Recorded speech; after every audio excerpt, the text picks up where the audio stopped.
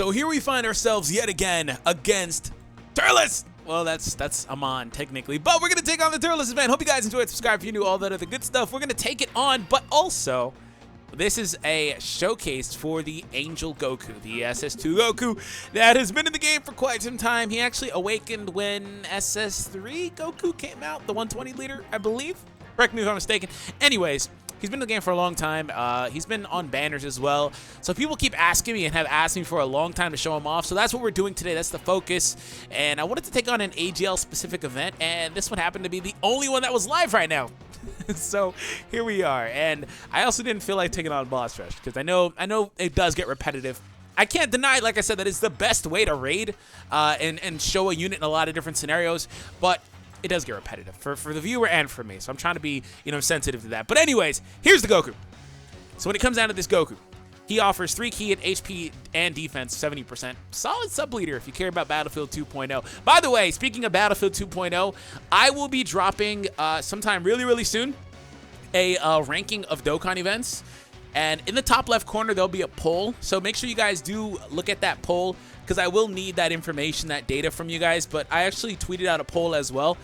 So click the cards icon on YouTube. There'll be a poll up there you guys can participate in. Just ranking of all the Dokkan events. The problem with Dokkan Battlefield 2.0 is that it hasn't come to global yet. And I know a lot of people are global only. So I don't know if that's going to be something that kind of hinders it. But anyways, if this guy is a third unit, basically, if you're putting him off rotation, he gets 5 key and 12,000 attack. No defense.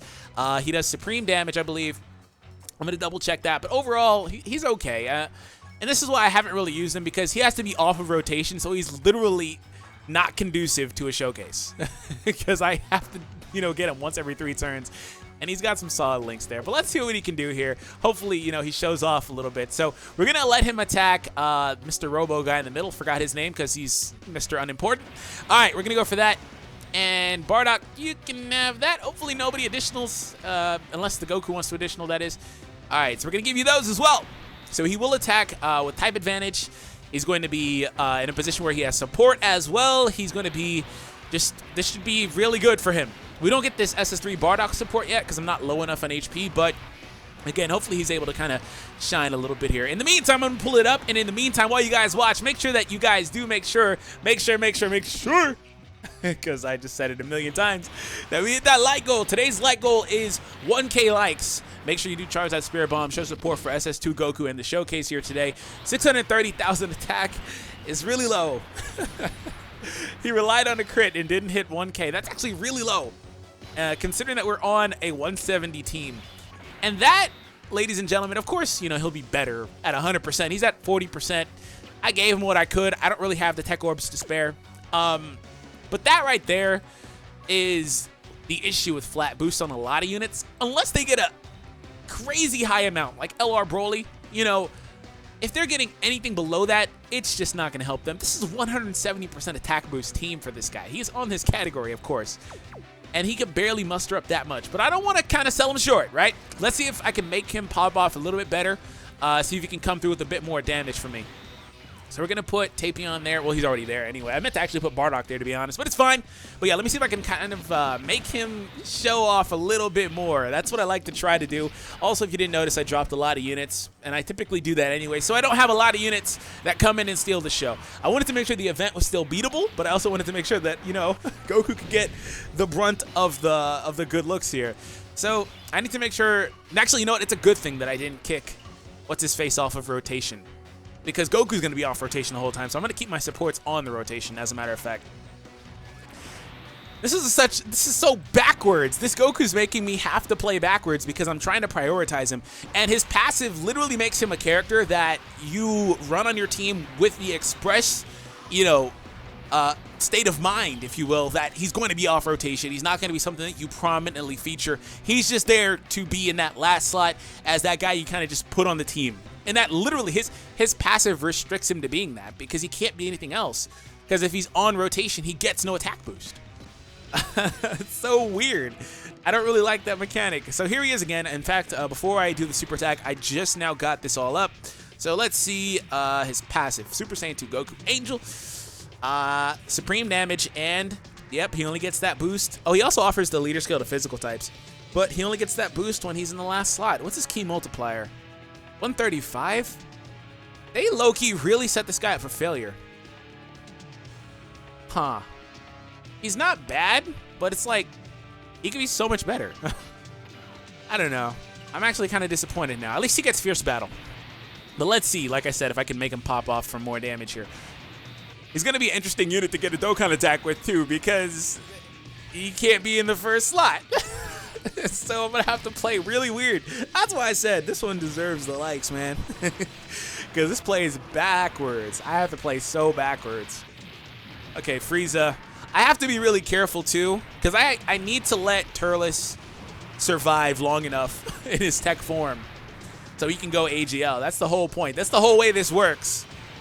I have to play in line. This is why, oh my god, this is my favorite showcase to date now because I have to play so backwards. I gotta let Turles live? How is that a thing? Alright, Tavion, whatever. I mean, Tavion got it. We're good. He's so low, it doesn't actually matter. I was trying to consider like not getting the same color orbs too because I didn't really want the heal because I wanted to get low enough to where Bardock can get his passive off, but it is what it is. At least he does the super Kamehameha, right? Not just the regular, traditional, normal Kamehameha. He does the super one. All right, Tech Turles. This is going to be the hardest thing. Because if Frieza addition... Oh my gosh, double Friezas. And they get key support, too. If Frieza decides that they want to additional attack... Okay. Let me give you that. I don't feel like I need to use an item because I have 2 int types. All right, Frieza. Don't you dare sabotage this. I know that you are a dastardly villain. Don't sabotage this. All right. So Bardock is fine. He's probably going to get hit with the super, too. Okay, no. I just have to survive one more turn. Unfortunately, next round I'll have the Goku. Okay, cool. We're good. So just one more turn, basically sabotaging myself. This feels so weird. I can do damage this turn, though. It's not that big of a deal, because these guys won't finish him. He's got too much HP to finish him. I was kind of... You know what? It's possible that I could have done the same last turn, to be honest, but I was just scared that Frieza would finish him. Also, if you didn't know, the best thing about him is that he can be off of rotation. And this is, if you look at it from this perspective, this is actually a really good thing. The best thing about him is he can be off of rotation on like a super tech team that's very, very prominent with over in a flash, for example. And he's not going to get the key, right? He's going to start off with like 6 key or whatever, 7 key. But that's all he needs because he automatically launches a super attack because he gets 5 more key. And that's the best thing about him. Like I said, he's a weird unit because he's meant to be here. Of course, because it's passive, but he works. He makes it work. Hopefully I was doing him justice with that explanation there. But like I said, if you look at it from that perspective, it totally changes the viability of the unit. So we were able to make it through this turn. He's got the level 20 crit chance as well. He's getting hit kind of hard too. All right, finally, take your steroids. I love how, hold on, that's the first time I've seen that. I love how the thing, literally the fruit came out of nowhere. He just slid it up to his mouth. All right, cool. So, double supports. I actually have Bardock's passive now, funnily enough. So, I don't want to heal. Kind of feel like I need to, though. Can he be sealed? He can be sealed. Ooh. Bardock may actually seal him, which would help me a lot, actually. Gonna not give Frieza a super, because I don't want too much damage. I'm also really close to a Dokkan attack, which, like I said, is interesting in and of itself because I have to play backwards and not give the first couple of guys super attacks. So,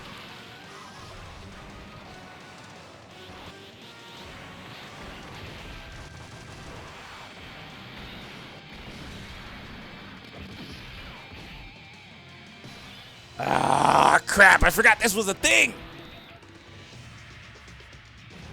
We're still gonna make it work, though. I'm just not gonna give him supers. I forgot that was even a thing. I only saw, when I chose him, I saw, you know, the ability to be a good tank off of rotation, and that's all I cared about. But it's fine. This is easy to avoid.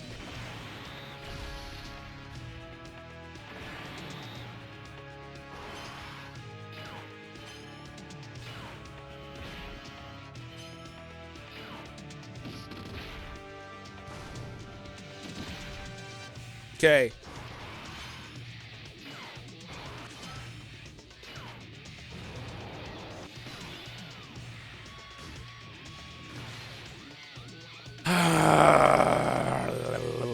I'll give him a super. That's fine.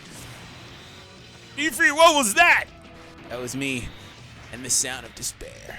All right, so... Okay, hopefully he doesn't last another turn. Yes, he dodges everything, and there's not really a reason to dodge, but he just does.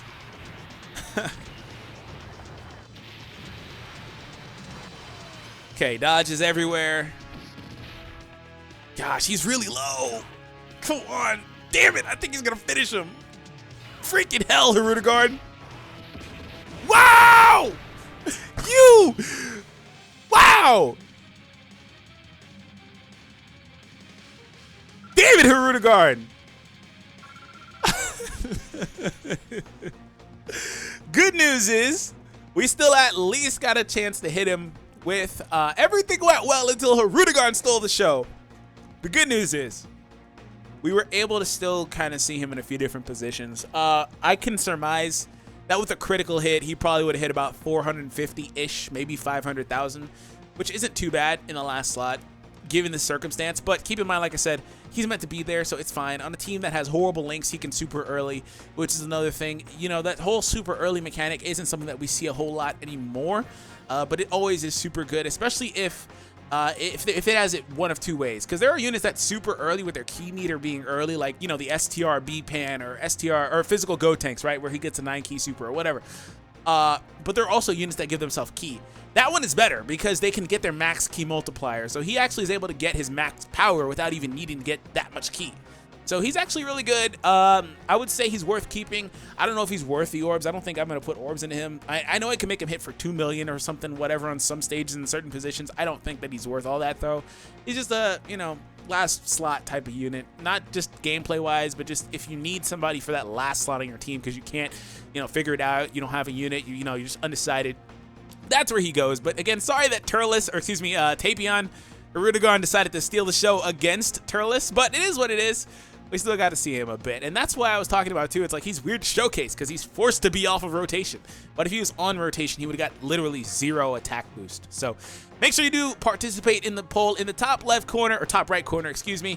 And if you did in fact enjoy this, make sure you hit that thumbs up for SS2 Goku, and let me know your thoughts in the comments down below. It has been a pleasure to host this video for you guys. Now back to Danmachi. All right, guys, have an awesome day. Check out the Danmachi videos and take it easy.